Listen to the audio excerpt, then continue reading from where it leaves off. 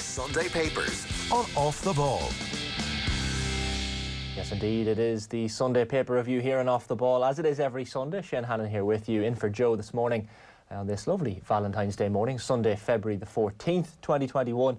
And I'll be joined very shortly in the company of Hector and Maire Cheallaigh. Around the next hour or so, we're going to run you through the best stories in the back pages on this fine Sunday morning. We are live, of course, as always, on the Off the Ball social channel, so youtube.com/offtheball, on the Off the Ball Facebook as well, and indeed on the Off the Ball Twitter, @offtheball. So if you want to get in touch, that is how. And of course, if you missed this or any other Sunday Papers podcast, you will get it back on the OTB Sports app, which is available to download for free on the App Store or the Play Store, and you can get us at otbsports.com as well. Before we get to Hector and Maire Treasa, I want to run you through the back pages, or the front pages of the Sport, whatever way you want to look at it this morning. So the back page of the Irish Sun, you'll see there, capitulation. I think Hector will enjoy talking about this one. Klopp admits title is gone after new KO. So Liverpool going down to Leicester City 3-1 yesterday at the King Power Stadium. Cracking game as well, it has to be said. Bit of a mention as well, Guardiola in Sweet 16, Man City 3, Tottenham 0. So a 16th successive win for Man City yesterday. While Celtic eyeing up a fresh move for Burnley's Ireland star Robbie Brady. The Hoops wanted the winger last summer before he signed a one-year extension. So an interesting move there potentially for Robbie Brady. And rage against Le Machine. Rafael Ibanez has warned France they will face raging and overcharged players when they face Ireland today in the Six Nations. 3 o'clock, of course, that game, and we'll have updates from Andy Dunn across the afternoon on Off the Ball from 1. Fabian Gatti's side, favourites to win this game, of course, and there's lots of negativity, I think, from the Ireland camp heading into this one, not least with the injuries to Johnny Sexton and Conor Murray. The front page of the Observer Sport, May and England flying high again in 6-try demolition, but win comes at cost of sickening injury to Willis. That was, of course, the injury to the Wasps flanker Jack Willis yesterday, while Klopp concedes Liverpool's title defence is over after another Alisson nightmare. That's the back of the Observer.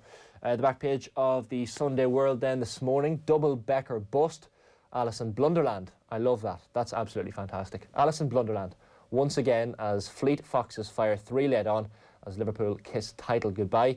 You have at the bottom then Assassin's Creed. Babyface United boss wants to smile, and smile he does. Ole Gunnar Solskjaer has told his stars to start putting a smile on his face. They, of course, taking on West Bromwich Albion away this afternoon, and that's a 2 o'clock kickoff. Live commentary and Off the Ball of that one. While Dram of Jamison might be Irish cure, Ireland's rugby team have their backs to the wall as they prepare to face France in the second round of the Six Nations at the Aviva Stadium this afternoon. And loads of other stuff in the tabloids as well this morning. The Sunday Mirror has Gunderful. Cheallaigh hits double as ruthless City hammer Spurs to make it 16 wins in a row and stride on at the top. That, of course, Cheallaigh Gundogan getting a brace for Manchester City in their 3-0 win over Spurs yesterday. Irish side is right up against it. Rhys Ruddock admits it'll take a huge step up for understrength Ireland to pull off a Six Nations victory at home to France today. Again, the coverage of Klopp saying the title has gone for Liverpool, and Solskjaer cop taunt. Ole Gunnar Solskjaer believes Manchester United deserve credit for keeping the title race alive. While Jurgen Klopp has spent the season moaning about injuries and tiredness, Solskjaer pointed out that United and their table-topping rivals City have not looked for any excuses. So shots fired on that one by Ole Gunnar Solskjaer. The back of the Sunday People then this morning, Cop KO. Klopp admits Liverpool out of title race after King Power collapse. All guns blazing, Cheallaigh bags another double as ruthless City take win streak to 16. And again, that Ole Gunnar Solskjaer dig at Jurgen Klopp and his Liverpool team after their defeat yesterday. The sports section of the Sunday Times newspaper this morning then on Valentine's Day, Alisson in Blunderland. Keepers mix-up with Ozan Kabak condemns Liverpool to another defeat, and angry Klopp concedes title race after defeat, while Wales beat 14-man Scotland 25-24 as England hand Italy 29th straight Six Nations loss. So that's the back page of the Sunday Times this morning. The back page then of the Irish Mail on Sunday, March is on. Leagues could commence next month, with GAA expected to have their elite status restored. So the Allianz Leagues, this is a story by Michael Clifford on the back page of the Mail on Sunday. The leagues could start by the end of March after the Intercounty game has its Level 5 exemption restored this month, a leading official has claimed. We also have Henderson looks to lift Ireland for French test. Ian Henderson, of course, of Ulster, captaining Ireland in that game against the French today in the Six Nations. More coverage as well of Klopp throwing in the towel. And finally, the back page of the Sunday Independent this morning. It's all over for us. Klopp concedes title as Leicester stun Reds. I wish this was a happier paper review for Liverpool fans out there, but it's not. And captaincy and honour for Henderson. That's halfbacks John Cooney and Harry Byrne took part in yesterday's Ireland's captain's run at Lansdowne Road ahead of this afternoon's Guinness Six Nations. And mentions, of course, a couple of the pieces we'll be getting into with Hector and Maire, Treasa. Neil Francis, I cannot remember a worse halfback pairing being selected to play for Ireland. And Colm O'Rourke, time has come to get kids back playing and relieve some of this misery. That's page 7 of the Sunday Independent Sports section. So we will get to that with Maire, Treasa and Hector, who I should introduce properly. Hector O'Huckagon, of course, as you know, the broadcaster and Navan man, and recently he's been keeping me company on drives from Monaghan up to Dublin as well with the Tommy and Hector podcast with Loretta Blewett, which you'll get in all the usual podcast places. Good morning to you, Hector, and also good morning to Maire, Treasa and Cheallaigh, the broadcaster. All-rounder, really, accredited sports psychologist, medical student, and now living in Monaghan, most importantly, Maire, Treasa. I have to introduce you that way. So good morning to you both. Morning. Good morning. Maire, Treasa. How are you, Shane? Not too bad now, keeping well. But we should, I guess, mention first of all Maire, Treasa's vaccine. So this was you announced this on social media yesterday, Maire, Treasa. It's always good to see someone you know getting a vaccine, and now you work on the front lines as well. So talk to us about what that experience was like for you. Yeah, I was delighted to get one. It's the kind of thing where if you were told you must be there at 3 a.m. in the morning and you must walk backwards and on your head and inject it into your eyeball, I would have said, sure, yeah, no bother. Tell me when and where. So I did. I got there yesterday and I got the AstraZeneca vaccine. That's just begun to be reeled out this week in Ireland. I've had other people in my class and other people I've been working with, they've been getting the Pfizer and the Moderna ones. And we're just seeing now, different people have different side effects. And so I've put it up on my social media like yourself because I was delighted, because it's a sign that things are on the way back, that when you see people getting the vaccine and when you know yourself that you're knowing people, it's just great for the head to see that it's happening. And you might be thinking, okay, it's not me yet, but I'm seeing people. So it's all good. This is my thinking. And I was really happy with it. So I sent it out and I got a few well-meaning messages back saying, oh, AstraZeneca, watch that bad boy later in a few hours, And I was thinking, oh, sure, I'll be grand. So I got the vaccine at 11:30 yesterday. Went home, did a few jobs, did some homework, watched a bit of TV, watched a bit of the rugby. At 6 o'clock, I began to feel the glands in my neck get a bit, I suppose, glandy, for the want of a better phrase. So I could feel it a bit kind of glandular, but that was fine. And I was thinking, I kind of hope I do mount some kind of immune response, because what if they just injected me like with a dud or something? I was beginning to get worried I wasn't seeing anything, because I gotten the warnings from people who got it during the week. And I was sitting on the couch, I was watching the Tommy Tiernan show last night. I even poured myself a glass of red, Saturday night, living the high life. And at around 10:30, my God, it just hit me. It was kind of muscle pain, joint pain, the sweats, no energy. Where I got the injection was really, really sore. And obviously we were all familiar with flu jabs and different types of jabs, and it'd be a bit sore, but this was like, can't touch it, painful. And it was feeling really, really weird. And I know, like, your man was thinking, you're a hypochondriac, shut up. But I said, I have to go to bed. I can barely keep my eyes open. He's like, what? You're wasting wine. I'm like, I know, I can't drink it. And I went out to the kitchen to take some ibuprofen. And I just remember pouring a glass of water and trying to drink it. And my hand actually had the shakes, like somebody who's going through the DTs or something. It was unbelievable. And I went upstairs to bed and I put loads of blankets on me, and I was still really cold, and it was getting really hot and really cold, like what we would call, like, Rigors and myalgia in med world. And that kept going throughout the night, and I finally fell into really fitful sleep and woke up at 5 a.m. again. And again, a lot of that pain had died away, but I was just fatigued. And at this stage now, I'm definitely over the worst of it, and I would go through it for a week if I had to, because it's certainly better than the alternative. But it seems, by looking at the evidence that's now coming in from England in particular, because obviously they've injected thousands of people with this, more so than we have here at this stage. It seems the younger you are, the more violent, for the want of a better phrase, your immune response is to it. But apparently the second one will be a walk in the park, whereas the people who got the Pfizer one, they'll be feeling it in round 2. So this is what I've been told. Jesus. So, yeah. But I mean, it just goes to show you, see, like, it's a novel virus. Our bodies have never had to deal with this. So even when you get the flu vaccine, your body's got a little bit of familiarity. It's like, oh, it's either had the flu, or it's been exposed to it, or it's been exposed to the vaccine or something. Our bodies have never felt anything like this. And as far as I know, I didn't have COVID at any stage during the last year, even though we know sometimes you could be asymptomatic. But as far as I know, I didn't have it. So my body was just like, what the hell is this? I'm dealing with it. And it dealt with it. And actually, that just kind of goes to show how amazing the human body is, because it's about 24 hours now, just about, since I got the vaccine. And apparently within 3 weeks, I'll have a fair amount of protection. They found that by the end of the 12 weeks, 2/3 of the people who've had it, if you happen to catch COVID, your viral load is dropped by 2/3. And then once you get your second vaccine within a few weeks after that, hopefully you're away with it. And just for peace of mind, it's great, because just the worries. And I didn't realise how stressful it was when you're, putting on your PPE and taking it off and going from patient to patient. You're just always afraid. And I didn't realise until Christmas arrives. I had some time off over Christmas, and then I had some home study for a lot of the month of January. I didn't actually realise I was carrying a lot of stress of the fear of, and it's funny, of course you're worried about catching it yourself, but you're more worried about passing it on to other people. And before Christmas, I was involved in paediatrics and neonates, and I was dealing with obstetrics and pregnant women and vulnerable babies. And you're just terrified of passing it on, So just the fact that I'll take this all day and I take it for a week. And the only reason I'm kind of telling people it's happened this way, it's just so that you know to expect it and you don't freak out when the chills hit. I know it's only going to be for a few hours, but you're well on your way to getting life back to normal and hopefully going back to matches and going to concerts and feeling people's viral load while we're on top of each other in coppers. I can't wait. See, I'm a relative newbie to this. I'm kind of fearful of the COVID test itself. This swab up the brain and swab up the nose and back of your throat. Hector, I guess you with the podcast have to get tested quite regularly. So do you enjoy getting tested? Is it unpleasant? What's the situation for you? I suppose we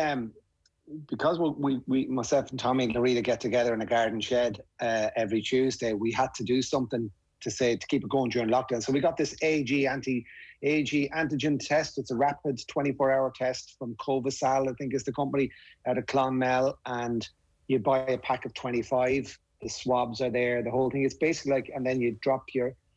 The hard thing was a nurse came and showed us how to do it the first time. I think the fear of anyone who hasn't got a COVID test is that when they put the nasal swab into your nose, how far can it go? It's almost like a horror movie. You think, oh my God, does this cavern go on forever? And goes on forever. And then finally you hit a wall. Once you've hit that wall at the back of your nose the first time and you get that strange sensation, it's not painful. It's just very uncomfortable. And then they twist it a little bit and then your nose starts running or your eyes start really watering quickly. It's a strong tickle. It's an irritant.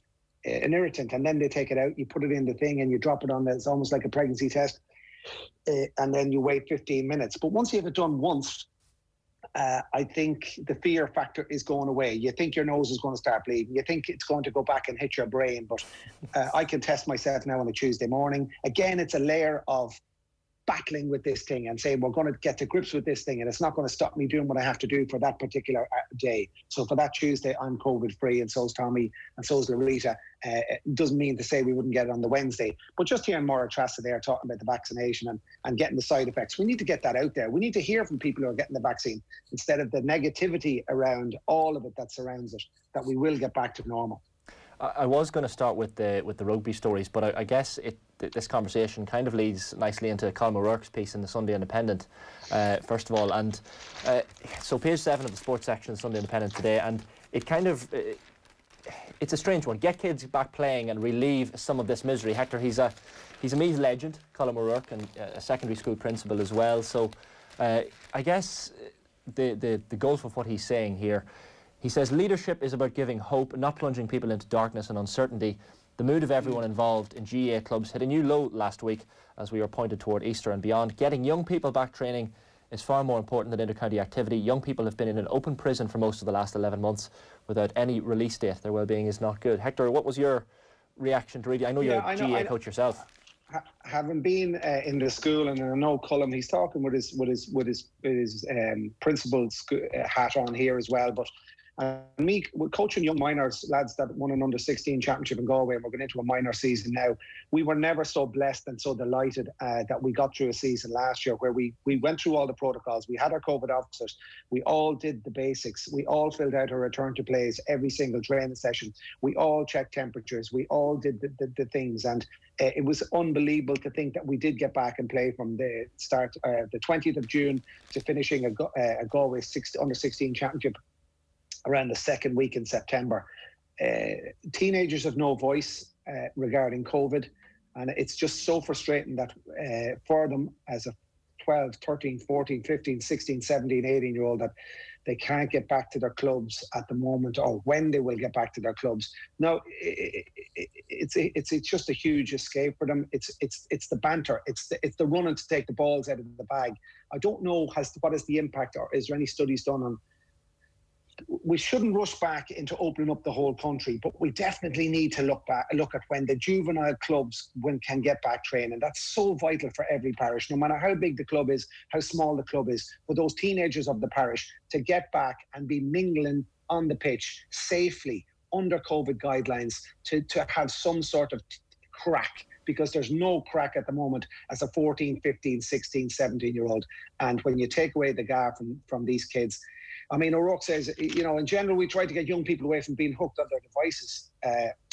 But now this is a necessity. The school it's beamed into their homes. We need to switch off time, and organised collecting training provides that. He's so true, because in my house I have a 15 and 16-year-old. There's only so much Xbox they can play. They're actually getting bored with the Xbox now, even though they're playing Division 1 FIFA level. They've gone back to Fortnite now at 15 and 16, which is a huge thing, because I thought they were gone from that. But you say, teenagers to be grand, put them outside, get outside, go outside and kick ball, go outside, it's freezing cold, it's raining, the grass is soaking wet, you're freezing, your hands are free. So there's just two sides to this story. I can see where he's coming from. We shouldn't rush back into it either. We shouldn't be worrying about inter-county stuff. We should be worrying about the teenagers and those clubs around the country that could do so much by having 1 or 2 training sessions around the country when it's safe to do so. Yeah, I mean, Maire, Treasa, you most certainly work on the front lines, and I had to screenshot one of your replies. Someone had tweeted you back, I think, asking why in fact you skipped to the top of the queue to get the COVID vaccine, and your reply, I would assume being on wards, dealing with patients in multiple hospital and community care settings, and working in ICU probably did. So that is why Maire Treasa got the vaccine before some of us. So what's your opinion on what Colm O'Rourke is saying here? I mean, he's got a point with the mental health, and as Hector mentions, kids are glued to their phones, and it reminds me of the famous photograph of Tiger Woods teeing off something like 20-25 years ago, and everyone is sitting there gawking at him and taking this moment in and taking a mental image with their heads almost. But nowadays it's everyone's holding the camera phone up when they see something like Tiger Woods driving, which is an extraordinary thing to witness. But we're all buried in our phones, and teenagers are guilty more than anyone. But do you agree with Colm O'Rourke here? Yes and no. For example, Hector is absolutely right, and I fully agree with you that children and teenagers have no voice whatsoever. They have been ignored, pushed to one side, because they don't have an expensive lobby group fighting for them. That's first and foremost. And it's not today or yesterday this began. This has been a problem in this country from day one. Like yesterday, the Children's Ombudsman, Niall Muldoon, he was on the radio making the case to say we need to get kids back to school. Not just sport, but just to get every child back to school, because we're seeing the ill effects that it's causing, because some children don't have a good life at home for a start. For some of them, school is an escape. For some of them, it's progression of intellectual abilities. For some of them, it's special needs. For some of them, it's going out and have the banter. For some of them, it's to go off someday and meet people and go off and become whatever it is they want to be when they grow up. We now know, and there's evidence that children might be regressing, and this is something that's been worrying a lot of paediatricians, worrying psychologists, counsellors, and we also know that a lot of this is because kids aren't in school, and the ISPCC as well are getting increases. So that's neither here nor there. That is absolutely right that this is being highlighted, and it's far too late. And the reason it's too late being highlighted is because they didn't have any voice at the table, and that is wrong, and that has been happening for years. The Colm O'Rourke angle, I suppose what makes me a little bit eye-rolly at it is that I feel this is very like before Christmas, when we had gym owners, not all, but a large significant cohort jumping up and down saying we need gyms for mental health. We do not need gyms for mental health. Going to the gym is not going to cure you of your depressive disorder or anxiety. You cannot expect exercise to cure mental health ills. It can help life. It can help you feel better about yourself. But what you need is movement and not going to the gym. And I just feel now all of a sudden people are getting onto the what about the children bandwagon. And that bandwagon should have always been there. Like, for example, before Christmas, we found out that the country is short 155 psychiatrists. We don't have enough counsellors. We don't have enough psychologists. We know children are suffering and nobody is doing anything about it. So this comes back to government. Colm is absolutely right. They should be out and about. They should be playing. the killer of all of this, we know all these facts now. We've seen the year we've put in. It's okay for the likes of me, even because at least I get to go to hospital every once in a while and get out of the house. And because I was involved in Gaelic Games, which was classed as elite but isn't anymore, I was able to travel about a bit. And that gave my head a great relief as well. But we saw Professor Paddy Mallon, he sent out data there during the week. I don't know if you guys saw it. He's the infectious diseases specialist. And he was able to point out with data that we know now that we imported all the new cases that came in our second wave and probably in our third wave. And if we had managed the country properly after the way we locked it down the first time, we wouldn't be in this situation. Schools would be open, kids would be playing football, kids would be at their art classes, kids would be at drama classes, because it's not just sport. Like for some people, sport is the be all and end all, like us. There's a lot of people out there who need to go to the National Concert Hall or need to go see dramas or need to go to art galleries. And this isn't being done. It all comes back to government aren't handling this properly. They just aren't. They're not listening to advice. They're not taking anything on board. Living with COVID, we've learned for the last year, living with COVID is a recipe for illness, death, destruction, economic collapse, and mental health difficulties. And what are they trying to do? The same thing again. I don't understand. It's a definition of madness, trying to do the same thing over and over again, expecting different results. And this call now to say, get kids out to sport. Sport is not a priority when they're not in school. The first thing is get them into school. I think school should be number one. Forget builders, forget economics, forget this, that and the other. They'll all recover. But number one priority has to be getting those kids back to school. And they've been left behind and it is wrong. And the day will come, they're going to grow up and they're going to ask, why didn't we look after them? And we didn't. And these articles, I just feel like it's not helpful. It's like they need to be getting out there. They do. But what are we doing about it instead of complaining and whining? And I just feel we're not doing enough. Yeah, it's interesting because Colm is making the point, I guess, to read between the lines, that the extracurricular activities in schools are the things people remember from their school days. So he even writes here, few remember what happened in classes after they leave school, but they recall games, events, training, musicals and all the other things that are very much a part of school life, the learning by experience. Much of this is gone now. Yeah, they do.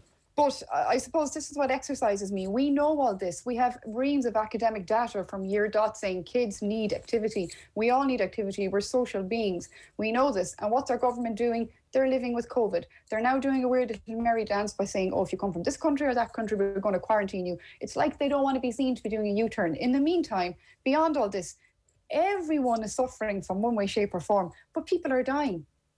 Our hospitals are still full. And I cannot understand why somebody go, let kids out to play, saying we don't have data, any scientific evidence to suggest underage training or games was a contributing factor to the spread of COVID, yet our young people remain locked up. That is incendiary language.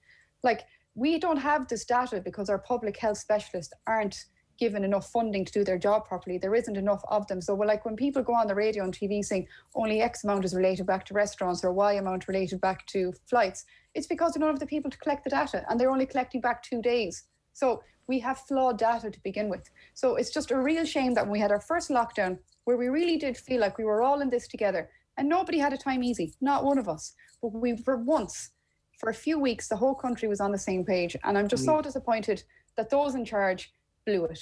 And people have, and forget everything else, misery and children and sport and school, people have died. And I just can't forgive that or forget it. Yeah, strong words, fair points as well from both of you. It is a really interesting piece, definitely going to get some discussions and debates and maybe even arguments going in houses across Ireland this morning and this afternoon. That's Colm O'Rourke on page 7 of the Sunday Independent, talking about getting kids back playing. There is probably a more balanced piece, I guess you call it, in the, not that Colm O'Rourke's piece isn't balanced, but Michael Foley writing in the Sunday Times as well, roadmap with no start point. The news that the GAA season has been pushed back again has revealed the breakdown in communication. I guess he's referring back to the GAA having special status to complete their season last year and get those games played, but that now he's saying as long as the GAA need more public money to even run an inter-county season, this is no time to rock boats, which is fair. We all love the GAA, but Hector, it I guess has to take a back seat, given everything more Treasa has said there, and way down the priority list is the GAA Championship, really. Yeah, there's a bigger picture, and Maire Treasa has hit on it from her angle perfectly, and where she's coming from. It's all very, very true. We're not dealing with this properly, and there's a lot of people out there. I know the GAA isn't the be all and end all. There's a lot of people out there saying the GAA had preference over everything last year. That it was green carded, it was green lit to do what they wanted to do. So I just think we need to tread carefully there. Yeah, and it's not the be all and end all. It definitely is not. But sometimes you think that there's nothing else in this country than GAA, and it was a very valid point. There's an awful lot more that teenagers can be doing. There's an awful lot more important things than the GAA as well. Yeah, absolutely. Well, fingers crossed we'll get back to matches and hugs and pints of lovely creamy stout sometime soon. But actually, Shane, before we go away from that, I do think we should mention, I'm sorry to butt in, but I just thought Dermot Crowe's piece speaking about the GAA was very beautifully written. And I think it met the two things very, very well, the sense and the emotions, and the fact that the GAA means so much to so many people. But, you know, so do people mean a lot to people. And he's just speaking about the Laois Club Championship and, you know, how that has been left unfinished and other ones. And then, you know, talking about, you know, people who are involved in it. And then all of a sudden it just knits into a 42-year-old woman called Cheallaigh Moulon, a teacher, part of the local GAA community. And her father, Seamus, played on the last Grade team to win the county title. And then she died. She died suddenly at the age of 42. And it's just the way it's written very, very well. She was in great form, no bother, and her brother went to see her last Sunday and she was dead in the bed. She had COVID. We all then got it from being in the room with her. He recalls how she offered Irish classes to families during lockdown and distributed all donations to the GAA club where she'd been an active fundraiser. Instead of flowers, the family asked for donations in her memory, and a GoFundMe page was established which quickly raised almost €40,000. I didn't really take it as seriously as it probably was until it hit home. I was thinking of football the whole time. When something like this happens, it makes you a bit more aware. And I think that's a really good way of putting it. We can care about football and we can care about keeping people healthy and acknowledge the tragedies that are happening, and also acknowledge the tragedy of people not being able to do it as we want to do.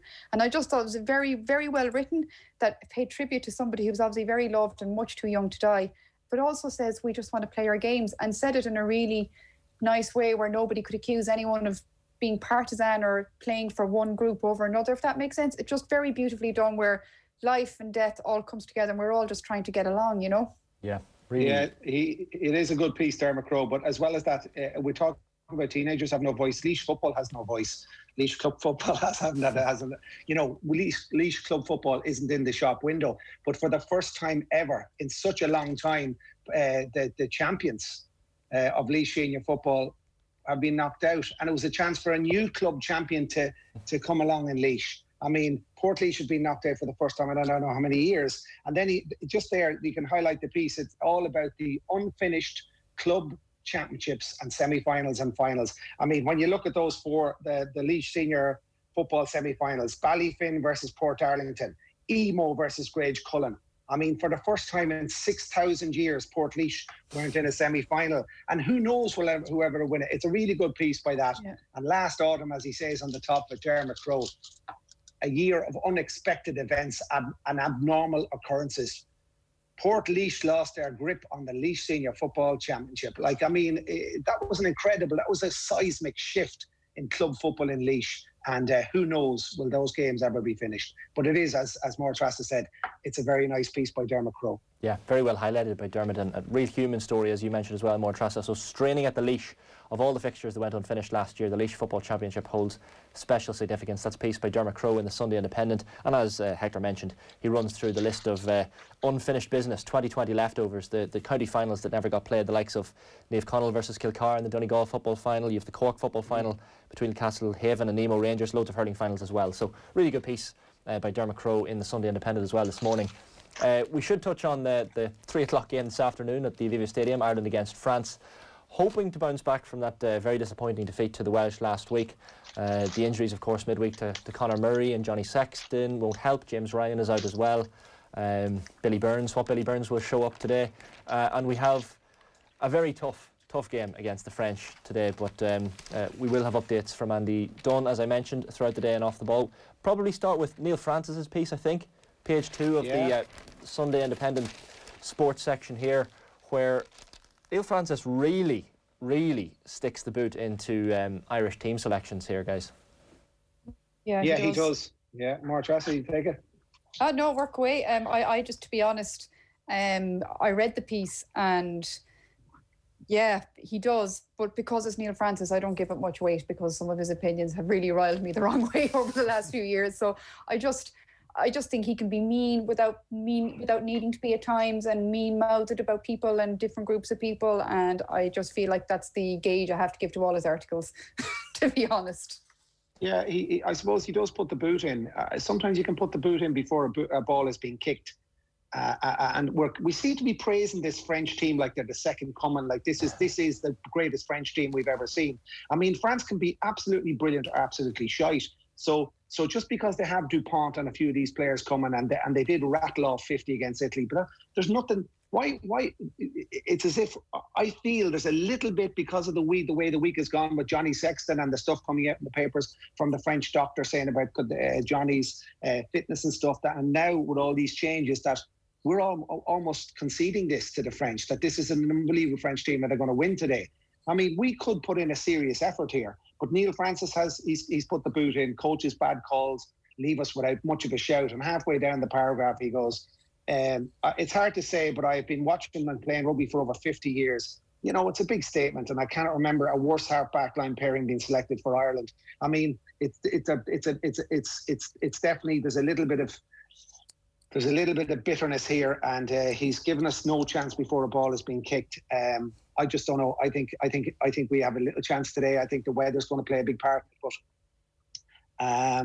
it is an interesting piece about selection. What are they supposed to do? Who are they supposed to put in there? He's getting stuck into Andy Farrell as well. I guess Andy Farrell's arm has been twisted in the injuries. He has no choice. Absolutely. Putting some of these guys out. He mentions as well, Neil Francis, in this piece in the Sunday Independent, going back 21 years ago and comparing then to now. So he says, we are not far away from the night of the long knives. Remember back in February 2000 when Waza, that's Warren Gatland, took Ireland over to Twickenham and lost 50-18. And then he references what happened thereafter, and hopefully we'll have more of the same today.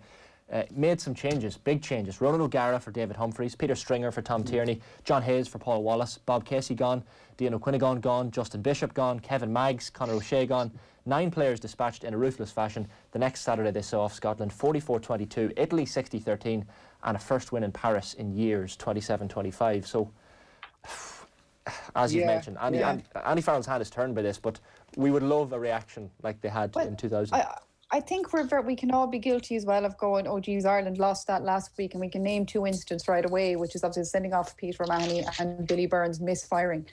A team doesn't lose because one player doesn't perform one skill at a critical time. You know, it's a team performance to begin with for a start. And I just think like we lost the run of ourselves a little bit. That was a 14-man team for most of that match. You know, and we still were within a kick of a ball at the end. And I just think that people can be very harsh on these. And you can say, oh, they're meant to be professional players, they're meant to be performing. But like every team in the world, in every sport, they are suffering the effects of a pandemic. And the Irish team is short. We know this. We know it doesn't have the depth to cope with injuries, which we're seeing this week in particular. Is that Andy Farrell's fault? Like, I was shocked when I saw the article next to Neil Francis is Brendan Fanning, and you might say, oh, have you been under a stone? I didn't know this. David Nucifora, who's meant to be in charge of all this, is zooming us from Australia. Yeah. Like, I was shocked by that. Yeah, this is Brendan Fanning's piece. It mentions it. It's mentioned a couple of other places as well in other papers. So it's I hadn't realised it either, to be honest. It says David Nucifora in Australia, seemingly he has been Zooming and Skyping and mastering the wonders of modern technology to wade through the business of contracting players at national and provincial level, but it's not working too well.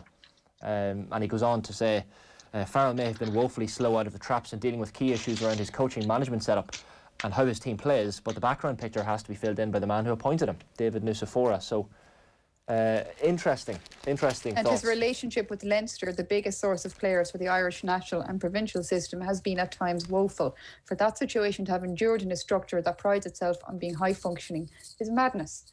So there's a lot of things wrong in the background here, if you ask me, and I'm only looking at it from the outside looking in, and I'm not seeing as much of rugby as I would have obviously in previous years because of the world we're living in right now.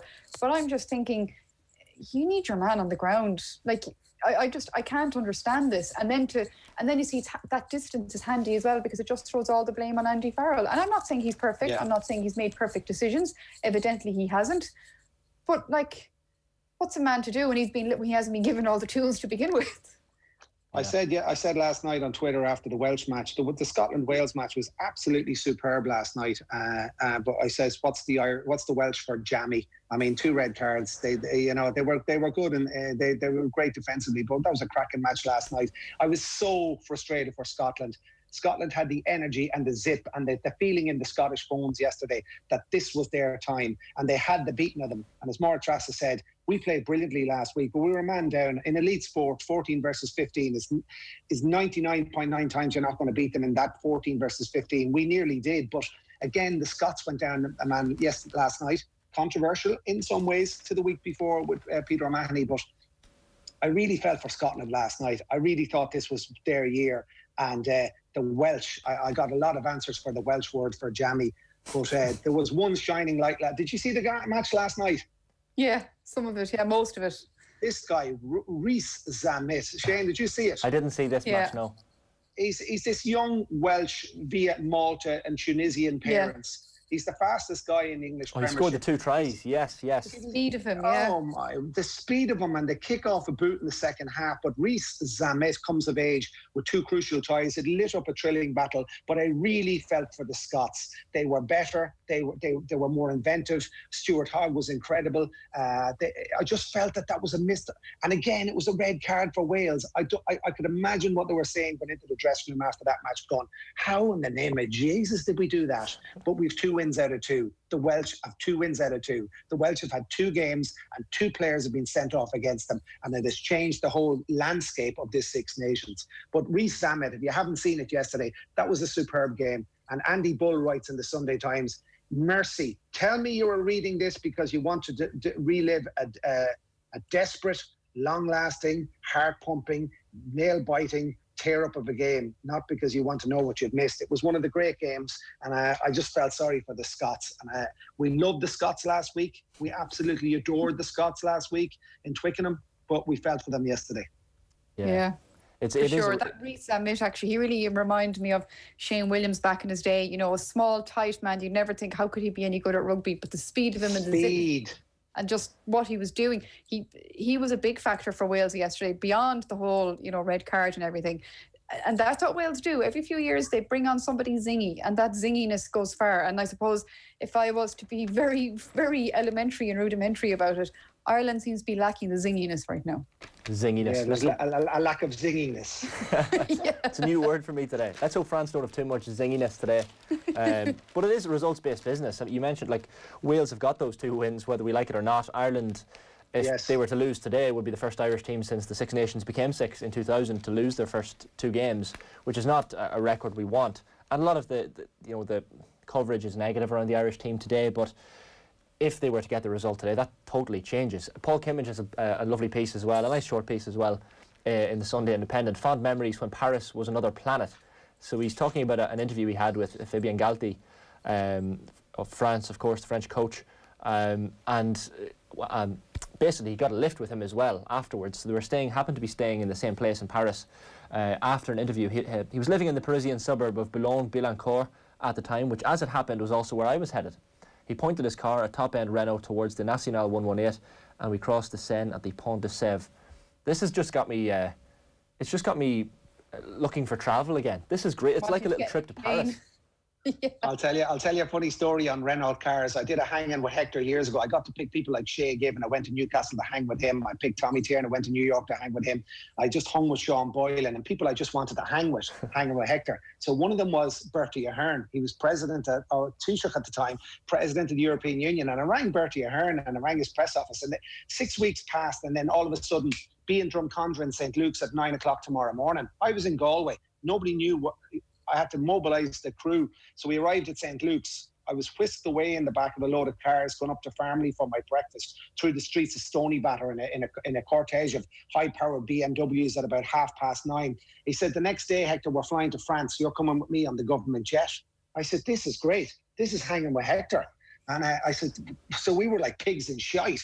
Roscoe, the cameraman, was loving this. So the next morning we flew to Paris. He had a meeting in Paris. So we flew to Orly Airport, I think. And I was expecting the VIP red carpet. We had just flown in the leader of one country to meet the leader of another. We were there like a fly-on-the-wall documentary crew. We walked out of the airport off the private jet to a fleet of high-end Renaults. As you do. They were high-end. They were high-end Renaults. And Paul Kimmage says about it, every time any VIP is always transported in the car of the French, no BMWs, no Lexuses, no nothing over there. It was a high-end cortege of Renaults. The French love the Renaults, let me tell you, and they're va-va-voom. Yeah. Like it's great, and Kimmage paints this piece of France as this lovely place, and memories of his Tour de France exploits over there and living over there, and it makes us love France. But until 3 o'clock today, of course, when we get to hitting it again. I think we have a chance. I think we need to get pumped up about it. You know, we can be glorifying this French team. Let's see what they're like when the rain is coming in sideways in their faces and the wind is howling down on a blustery afternoon at the Aviva. Yeah, a nice paragraph as well in Paul Kimmage's piece for Valentine's Day. I think there's a scene in 10%, the French TV series trading as Call My Agent on Netflix, that captures that taste of France brilliantly. Sigourney Weaver has just stepped off a long flight from Los Angeles and has barely cleared customs at Aéroport Charles de Gaulle when she mainlines a macaron from La Durée, and the sheer joy on her face as she chauffeured into Paris, not just breathing, but inhaling every brick. J'adore Paris. So, beautiful, beautiful words on this Valentine's Day, folks. God, I just love to be able to inhale outside my 5K, but my standards are obviously lower than Sigourney Weaver. Well, listen, inhaling the lovely fresh country air of Monaghan is not a bad second to Paris. J'adore Monaghan. J'adore Monaghan. J'adore Galiev. Me back rapid. Fair. There's loads of other great pieces around the rugby we should mention as well. Tommy Conlon in the Sunday Independent as well. Just being thankful that sport is on, that we have sport to talk about and look forward to. I think lockdown 1, we were all spending, getting nostalgic and watching old games back on tapes. And at least now we have games like today to look forward to. The highs and lows of a game against France in the Six Nations, which is great.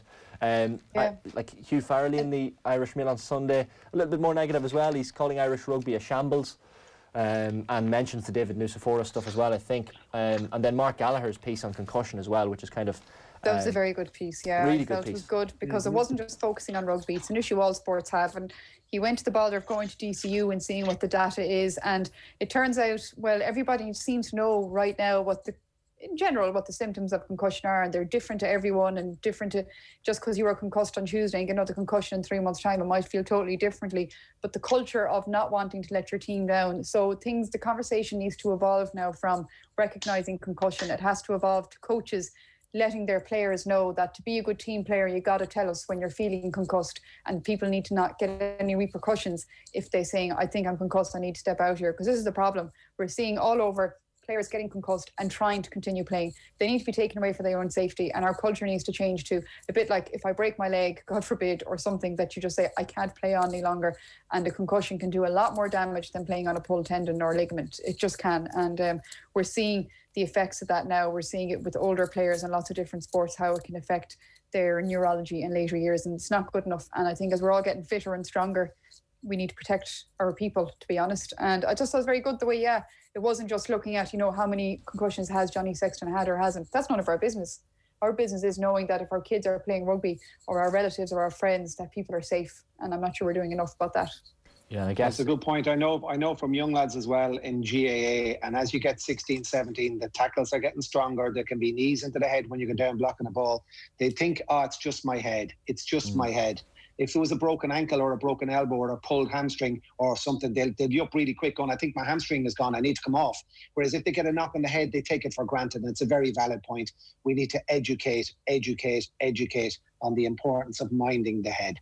Yeah, and concussion substitutes is something that's being trialled in soccer in the Premier League at the moment, or maybe it's the FA Cup, but either way, like it gets rid of that bravado, that I'm going to play on because we can't make another sub. We've already used all of our substitutes. So having that concussion sub gets rid of that element that people are trying to play on because they feel they have to for their teammates. And if anything good comes from Johnny Sexton's story coming into the public consciousness this week, is that concussion is again being spoken about. And there's a few pieces across the back pages this morning. Yeah, I just look at the stat there. I found it there. A University of Glasgow study in 2017 found that former footballers were 3 times more likely to develop dementia than the ordinary population, something thrown into sharp relief by the number of England's 1966 World Cup winners who have had the condition. And I know all sports are getting better at it now. Like I was involved on a committee in the GAA where we put a lot of work into concussion protocols and educating people what the signs and symptoms of concussion are. And so the main message out of it is that if you feel in any way not right, it probably is concussion, and you need to exit yourself until we know absolutely for sure that it isn't, and you need to mind your head. But the next stage now is, like Hector said, is like just this culture of people not wanting to let the team down and wanting to play on and man up and woman up through it. That can't go on, because like it's not worth risking your mental health and your mind and your brain health for kicking a ball over a bar or under a bar or into a line. Yeah, here. Definitely. It's worth mentioning as well, just while we're on the rugby, before we move away from it as well, Hugh Farrelly's piece in the Irish Mail on Sunday, which he touches on the Irish appointment of Andy Farrell by David Nucifora, again another man who gets another mention in the papers today, and he says, you know, Declan Kidney and Joe Schmidt got the Ireland job by winning the revered European Cup with Munster and Leinster respectively, and then winning it again. In 2018, Leo Cullen and Stuart Lancaster guided Leinster to European glory, while masterminding an operation that has become the envy of clubs across the Northern Hemisphere and beyond. So he's the headline of Hugh Farrelly's piece, there is a way out of this mess, these two, and a photograph of Leinster head coach Leo Cullen and Stuart Lancaster, which is interesting. And you might think, look, on the day of a game against France, a big game, to be highlighting how maybe these two could do a better job is interesting, but maybe he's got a point. Maybe he does, but also, like, has anybody even asked these two if they want it? Maybe they don't. Yeah, that's fair.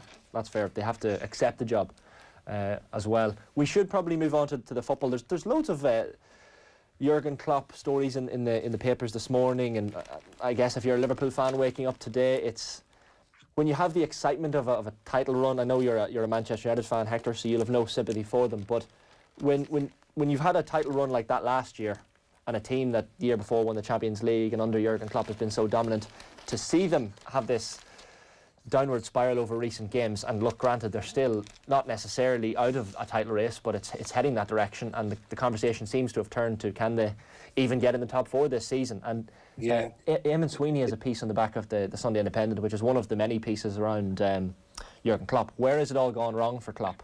And he suggests, you know, the home support. I've seen this idea peddled in recent weeks as well, that no team suffered more from the loss of home support than Liverpool, because at no other ground was the bond between players and fans such a palpable thing. Is that a fair point, Hector? First of all, the WhatsApp banter between Liverpool and Man United fans has never been so fervent in the last 6 weeks. I mean, to see where Manchester United have sort of climbed back, getting knocked out by Leipzig, and the rise of Man United again, in some ways, not always, but the fall of Jurgen Klopp and Liverpool has been, five losses in 8 Premier games, or 6 and 10, or whatever it is at the moment. Eamon Sweeney's piece touches on it, goes right back to March when they lost against Atletico Madrid. Atletico Madrid are just those cagey, canny, they were like foxes waiting in the long grass, waiting for the hounds to pass, and then they pounced and they beat them on the counter-attack. And he says that when Robert Firmino gave them the lead in the 4th minute of extra time, they looked like they got through. But he says the most jarring thing that night was that how tired they looked. And he goes through the stats and stuff. And I suppose I love my soccer, and we watch an awful lot in the house, and we are Man United fans in the house. But it seems to me that he's gone to the well so often with that straight 11 over three years solid. That 11 has brought him so much glory. The 3 boys up front look tired. They're on about Maire come back from the African Cup of Nations, and then he used them again for another game. And the loss of form of Eamon Sweeney writes of last season, Alexander Arnold, who was 13 with a record 13 assists from defender, and Robinson with 12 were second behind De Bruyne in the league rankings. I mean, the loss of form of the front 3, the loss of form of Trent Alexander and Robertson. But what I find is that it's just the lack of depth in squad, and because games are coming thick and fast every 3 days, it's the rotation and the bringing in the new players. And I just don't think the Jota injury was a big thing. Obviously Van Dijk, but it's the lack of squad and playing James Milner and putting Henderson in the back. It's just a strange place for Liverpool fans now. The writing was on the wall coming through Christmas, but it is disintegrated now. And yesterday's defeat was another hard one for them to take. I mean, the squad is not there, the depth in squad, and it's an interesting one. And then the rise of Manchester City, and a player who has to be on everybody's lips at the moment is Gundogan, and the goals he's scoring. It's unbelievable the way Man City have risen as well. Yeah, if you have Gundogan in your fantasy team, you're getting a few points this week. Yeah, sure. How many goals is he scoring? Like, the goal yesterday from the keeper, the ball over the top for the Man City game. They just dismantled Spurs. But we could talk all day about the Premier League because the games are coming thick and fast. I mean, Spurs have gone to the dogs. Chelsea have gone to the dogs. Brendan Rodgers getting no credit at Leicester. Like, what a team Brendan Rodgers. Brendan Rodgers has done superbly well with his team, even when Vardy's not playing. But that Barnes, Maddison, it's just an incredible team. They're playing at pace and power. And things didn't go right for Liverpool yesterday, but the three boys up front looked tired. And then the two lads and the two attacking fullbacks. You take that ammunition out of Liverpool at the moment, and the centre-back injuries, they're really in a difficult place. Yeah, a really nice quote from Eamon Sweeney as well, saying, "No other champions won their title in circumstances like this. After all the effort they'd put in, the players must have felt a bit like the Scott expedition did when reaching the South Pole, only to find Roald Amundsen had got there first. COVID had planted its flag on the season," which is an interesting line, that almost there's an asterisk on anyone who has picked up any trophies in a truncated season, which is maybe a fair point, but Liverpool fans won't accept it. More, Treasa, I wanted to get your thoughts as well on while we're on him and Sweeney. He's got a piece on Tom Brady as well. Brady leads a week of vintage displays that prove there's plenty of life in these old dogs. So he talks about Tom Brady's reeling in the years performance, I guess, 43 years of age, winning another Super Bowl with Tampa Bay Buccaneers, beating the Kansas City Chiefs in that Super Bowl in Tampa, Florida. And then he goes through a few other, I guess, old-timers, for want of a better phrase, at the top of their game at the moment. So he mentions 38-year-old James Anderson, the cricketer. Wes Hoolahan, of course, our own legend.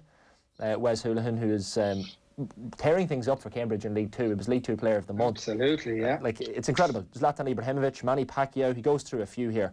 Are we going to get to the stage, as someone who works in medicine, Maire, Treasa, where in the 2090 World Cup we have 65-year-olds playing? No. Science, no. Sports science is, there's a reason the likes of Zlatan Ibrahimovic can kick someone in the head, because he's so acrobatic. These guys are freaks of nature. They're not freaks of nature. What they are very toned from day one and well looked after and minded with the best of staff around them. But this whole enigma of Tom Brady, I mean, people say she's obviously not a fan of American football, that she's going to just say what I'm about to say now. And it's true. I'm not a fan. I've tried to get into it. I've gone to games and I've been in the US. They go on for far too long. I can't concentrate. I love that people love it and people get into it, and some people wear big lumps of cheese on their head. But I can't get beyond that. And I've tried to love it. I've tried to love the enigma of Tom Brady, but I'm thinking, are you really expecting me to believe that, not eating tomatoes and not eating mushrooms and following a diet and following a regime, that was given to him by a questionable doctor? And then also, what's his job? And he does it very well, the job that he does. He's well protected. He doesn't get involved in the rough and tumble. He has a great throwing arm. He has a great vision, and he has a great eye, and he throws the ball to exactly the right space. But it's made very easy for him. That's not easily done. No, but it's made very easy for him. And what I'm saying, that he's well protected, and the system around him is built to keep Tom Brady doing that very well. That's what I'm saying. And what I'm saying is, out of all the jobs he could be doing in American football, it's probably the one that you could be doing the longest. Now, on the other hand, they have huge pressures. If they misfire, maybe after 2 games they're gone, their careers are over. He hasn't misfired, but I would imagine a lot of that maybe is to do with mental rather than, his physical skill. And just the fact the enigma has built so much now that brings a level of performance, because people expect it of him, and the path is paved for him, and his opponents are probably very aware of this when they're doing it as well. He's mentioned Mickey Linden as well as a perfect example, playing club football for Mayo Bridge at the age of 55, just 3 years ago. Mickey Linden, boy. And Nudie Hughes played till he's 50, didn't he? He probably did. He won about 10 county championships with Castlebrenny Fogs. He was some operator. Linden, wow. Yeah. I can sit here talking about Nudie Hughes for an hour if you want. We can just do a whole pay-per-view on Nudie. I think we're all getting fitter into our old age. Use the word old in quotation marks, because we now understand the importance of it. And when you look back to our parents, when they were our age, they probably weren't as active as we are today. And we'll probably all be more active into our older years, because we know the importance of it and we appreciate it. And the life we live now allows that time. And we understand the importance of team sports or whatever it is you're doing, or walking or running or whatever. So, yeah, you're going to have more and more people playing football and playing sport into older age. But still, genetics are against you. When we were first born in this world, I think we weren't really meant to go beyond the age of 30. And women are still, in particular, feeling the effects of that, because we go into menopause and then our bones start to break up and stuff like that. We're not meant to live into our 90s in general. So the human race is doing great things. And out of the human race, we're all doing great things in general. There'll be one or two, like Tom Brady's and stuff, and Mickey Linden and Nudie Hughes, who will do great things for longer. But it's because of a whole mixture of variables. It's not just because they're great. It's because things fell into place. It's because of where they lived. It's because of the lifestyle they lived. It's because they had a natural talent that possibly wasn't nurtured as much by other people around them. you know, whereas now if a kid is good at football or hurling, sure, he's in a development squad at under sevens and he's carried all the way along, whereas back in the day there might be one lad who was excellent. He kept being excellent. Nobody else bothered to be excellent, so he looked amazing. Yeah. Yeah, all over the country, there's superb junior footballers in junior A, B and C playing well into their 50s, and no, they don't get any credit. Yeah. What did you make of, just to switch tack a little bit, and it's mentioned in a couple of pieces almost as an opening line, not as a piece itself. Roy Keane joining Instagram. This is the 2021 peak moment. I think this is not with his Alsatian one photo. It was a crazy photo. It's like he was in Siberia or somewhere. Man's best friend, I think was the caption he went with. This is the last thing I expected Roy Keane to ever do. This broke the internet a bit, I think. I stood more in Triggs, you know. I was an awful shame it wasn't a photo of him in Triggs, but why? I suppose I'd love to know why. Is he doing it for divilment, or is there a bigger plan, or I don't know. It seems the most un-Roy Keane-like thing to do ever. It's extraordinary. It's very interesting. If you follow Carragher and Neville avidly for the last couple of years on Twitter, and they do have awful fun, awful banter between them. Just on a side note, Phil Neville's son is tearing it up in the under-23 leagues for Man United. He scored at the weekend. They scored 15 goals in 3 games, and there's some really exciting players coming through. But Phil Neville's son is playing right full, and he looks very, very good. He scored last night, so there's an interesting thing, keeping the Neville dynasty alive. Yeah, some top players, Shola Shortire and Joe Hugel and Ama Diallo, and there's a lot of guys. And Hannibal, have you seen the hair on the United winger called the young French guy, Hannibal Mejri? Yeah. Incredible. That magnificent hair needs to be in the Premiership. It's like Lenny Kravitz. If you think of Lenny Kravitz in its heyday with that amazing frizzy afro, we need that. We need that on Burnley on a Tuesday night in the middle of winter. Couldn't agree more. And I think the way hairdressers are closed, that'd be pretty easy to organise these days. Yeah, absolutely. It's extraordinary. Are we still talking soccer? Because I know we mentioned the Bamford. There's a Bamford piece on. And it's great. I mean, we all know Leeds. I remember seeing Leeds a couple of times when they used to play in the Premier League when I was over watching Man United, the War of the Roses. Leeds would come down. It was one of those great rivalries. I love Leeds. I love Bielsa. I love the way Bielsa can stay down in his hunkers. As they say in Irish, on your gugaja. She said the gugaja. Go down in your hunkers. He can stay in his hunkers for 90 minutes with no fatigue, which just shows he's amazing thighs and amazing calves. I know he paces 13 to the left and 13 to the right, but his Leeds team are just brilliant to watch, whatever week you watch them. And his man up front, there's a lovely piece by Oliver Holt on page 68 of the Irish Mail. And one coach said he was impressed by how hard he works since his dad was a billionaire. It's a great insight into Patrick Bamford. He was interviewed last week when he scored a couple of goals, and he just said, yes, I really enjoyed those goals. He just didn't want to be there, but he's just soft-spoken, well-spoken. And it says here, Oliver Holt writes, the distrust of Bamford as a footballer was more than the chances that he could have missed when he arrived in the Premier League with Leeds United and Marco Bielsa. It was the way he ran, the way he spoke, and where he came from. It was the fact that he once turned down a place at Harvard University, that he could play a musical instrument and speak a second language. He's a good-looking chap. He looks like he should be playing polo or something like that. But he's a great centre forward in the old vein of English centre forwards, and I'm delighted for him because he's been there for a long time, and I think he's showing how good he is at the moment in this Leeds side. I think more Treasa definitely. I know it's one that caught your eye as well, and it highlights the piece by Oliver Holt highlights these stereotypes of posh people, and Graham Lasso is mentioned as an example of someone who we all had assumptions, maybe because of the way he spoke, sometimes it's because of the way they dress, but he talks about that one coach saying his dad was a billionaire when in fact his dad is an architect from Newark. So I guess these ideas that people had of Patrick Bamford when they hear him speak, and even he talks about private school in this interview. There was always that stigma because I went to private school. People assume I've never had to work for anything, which is total nonsense. They think everything comes easy to you and that you take everything for granted. There is this misconception that I'm a really posh guy. The truth is I'm not. Really interesting piece, more Treasa. Yeah, it was. And it's funny, you know, just to pick up on Hector picking up on his speaking 2 languages. I think everywhere in the world you're seen as posh if you speak 2 languages, unless you're in Ireland, where we're looked down upon if we speak 2 languages, where you're obviously backward if you speak Gaeilge first. But I thought it was very interesting as well. Yeah, the reverse stereotyping is strong in this piece. Like, what struck out to me was, it wasn't an issue at Burnley until I started asking why I wasn't playing, Bamford says. And then the manager started citing other reasons. Born with a silver spoon in your mouth, listening to too many people influencing you outside of football. When I asked for an example, the answer was, who did you arrive with when you signed on your first day? I said, my mum and dad. And he said, exactly. Then I started getting defensive. I didn't think that was right. I mean, that's madness. I mean, rule of sports psychology 101 is when you're trying to get players to perform and get the best out of them is say, get your support bubble, have your friends and family. It's great to have your parents on board, but not in English football, apparently, where, God forbid, a parent might step in every once in a while and look after their child's welfare.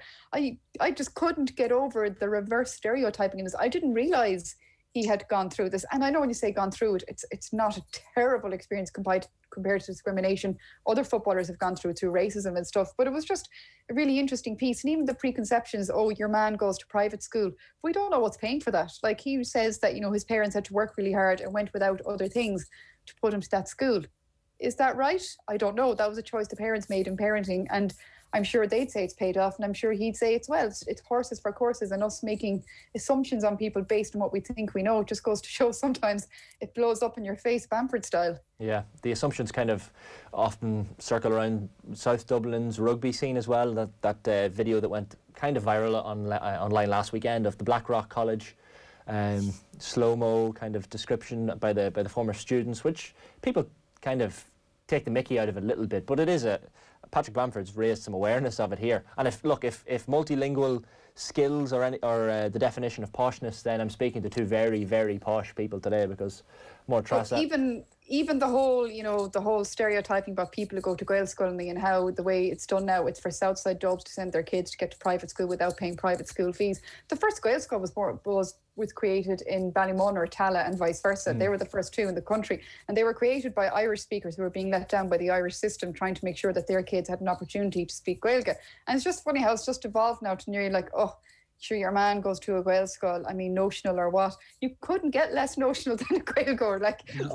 we are the poorest of the poor, living on a stone in the west of Ireland. Prefabs. Every Gael school started in a prefab, and then like just worked hard. Teaches in a Gael school in County Kildare, where the former principal there, he worked for free for the first year, didn't take a penny, because the school had to be established for a year, so the Department of Education would have to fund it. So the man worked for a year without a wage, just to make sure there was an option for kids to get educated as Gaeilge. Just think sometimes like the reverse snobbery is hilarious, and more than Bamford, people just don't actually understand the work that goes on in the background. This was a guy who worked very hard, not so much a silver spoon, but just used the opportunities a bit of silver gave him, I suppose is the way to put it. We're quickly they're playing Arsenal, Shane. They're playing Arsenal today, Leeds versus Arsenal. That'd be a good game. But you can see Bamford moving off the shoulder of David Luiz and scoring a couple of goals, can't you? Oh, big time. He's in my fantasy team. Absolutely. I really like him. I like him as a centre forward. I like his movement. I like the goals he scored. And he scored 12 this season. He's not getting enough credit.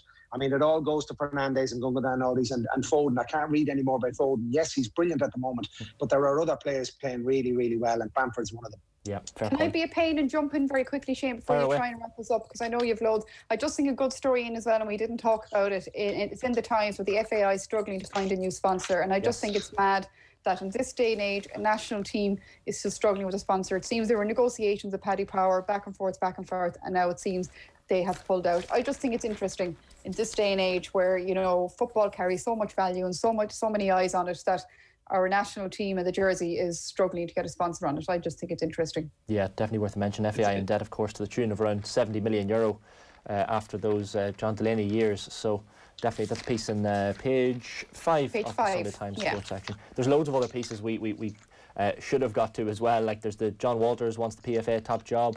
Really good piece in the Sunday Times on that. A piece on the City keeper Ederson.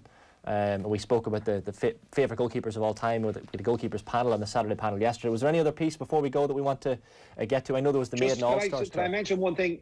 There's a small little piece on Nadia Powers, this brilliant 800-metre runner who's doing all the right things. She smashed her personal, her fastest career best yesterday, indoors in Belgium. Nadia Power won the 800 metres yesterday in Belgium. TG Cahir live at racing on TV today. Another feather in the cap of TG Cahir live in the afternoon. If you're not watching rugby, you can turn on some top quality racing from TG Cahir from Punchestown.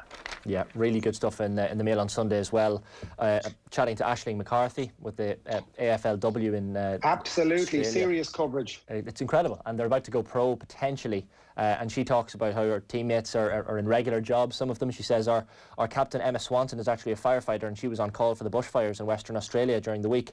She's a great person. It's kind of inspirational when sometimes she comes into training and, you know, she has been off on an all-night shift or been called out in a dangerous situation. Really puts things in perspective, and a lot of those Irish girls are doing incredible things, and should give a kudos to TG Cahir, since we've mentioned them, for airing a lot of these games down under as well, which is going to give a lot of young people, and especially young girls in Ireland. You probably saw the Lidl ad as well, the level the playing field. That's a great ad up the hill. Incredible. Great ad. Really well put together. There's a great piece as well. Did they ever play in Redmore? Do you know the field in Redmore, Tommy? Yeah, there's plenty. Or Tommy said Hector did Freudian slip there, where, you know, normally you choose which side when the referee's doing the toss. Do you play into the wind or without? In Redmore, you're deciding, will I play up the hill or down the hill for the first time? It's a great ad. But no, the amount of, we were talking about it before we came on air, the amount of girls playing down under. The Considine girls from Clare, there's so many of them down there and playing at the top level. I think it's brilliant. They're exploding, and it's they're taking over the game down there, which is brilliant. And you can see it live on TG Cahir. Absolutely. And Philip Lanigan is a piece I should mention as well. How it all began for the All-Stars. So definitely a piece worth, I'll go this way, checking out. The awards are 50 years old, and the players who went on its maiden tour recall an epic adventure to San Francisco, to casinos in Nevada. Some really good chats with Damien Martin, the former Offaly keeper, is mentioned. Tony McTighe is mentioned. Tom Hayes. Loads of really great stories in that. And when they get off the plane in San Francisco, a couple of the lads weren't sure who was picking them up. He says one fella was there with a torn sleeve and a hole in the knee of his pants. I said to Anne, I think we're heading for him. Sure enough, we got this fella. His name was Tom Hayes, a plastering contractor from Ballingarry in Limerick. He had come to the States about 30 years prior to that. He was a millionaire. You wouldn't think it, as someone said. He didn't have the arse in his trousers. So some really good stories from Philip Lanigan there in the Mail on Sunday. Hector, before we finish, the podcast, the Tommy and Hector podcast with Larita Blewett, as we mentioned earlier, filmed in Tommy's shed every Thursday, I think, and it's kept me company on the drive up from Monaghan to the office a number of times. I feel like someone who recommends Breaking Bad in 2017 or 2018, that I'm way behind the curve here. I'm only 7 or 8 episodes in, but I'm sure you have a lot of fun putting those podcasts together.